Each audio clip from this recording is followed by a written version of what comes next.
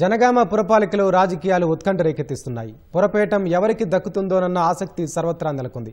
జనగామ మున్సిపాలిటీలో 30 వార్డులకు గాను మిత్రపక్షమైన సిపిఎం గెలుచుకున్న ఒక వార్డుతో కలిసి కాంగ్రెస్ కూటమికి 13 వార్డులు దక్కగా విపక్ష భారాసు కూడా అంతే సమానంగా 13 వార్డులు గెలుచుకుంది.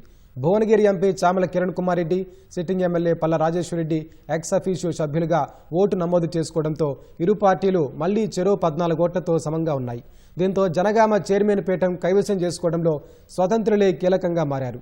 4 స్వతంత్రుల్లోనూ ఇరువైపులా ఇద్దరేసి వెళ్లినట్లు ప్రచారం జరగడంతో జనగామ పురపేటం రాజకీయాలు ఉత్కంఠగా మారాయి. కాంగ్రెస్ బీఆర్ఎస్ నేతల పోటాపోటీ ఎత్తుగడలతో పైచేయి ఎవరన్నది ప్రస్తుతానికి సస్పెన్స్గానే ఉంది. ప్రమాణ స్వీకారం క్యాంపుల నుంచి జనగామ మున్సిపల్ కేంద్రం వద్దకు చేరుకున్న బీఆర్ఎస్ కౌన్సిలర్ల వాహనాల్ని పోలీసులు అడ్డుకున్నారు. 28వ వార్డు కౌన్సిలర్ను కిడ్నాప్ చేశారని మరిది కంప్లైంట్ మేరకు ఎఫ్ఐఆర్ నమోదు చేసినట్లు చెప్పిన డీసీపీ ఆమెను వదిలి వెళ్లాలని కోరారు. ఈ నేపథ్యంలో డీసీపీకి పల్లాకు మధ్య వాగ్వాదం జరిగింది.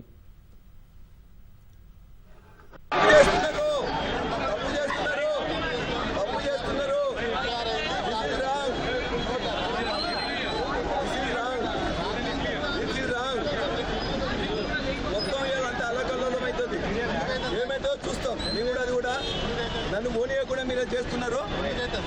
ఎందుకైతే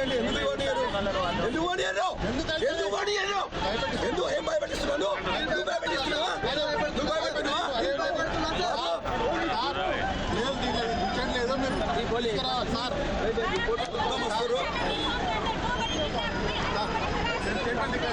చేసుకో ఇక్కడే ఇప్పుడే చేసుకోండి.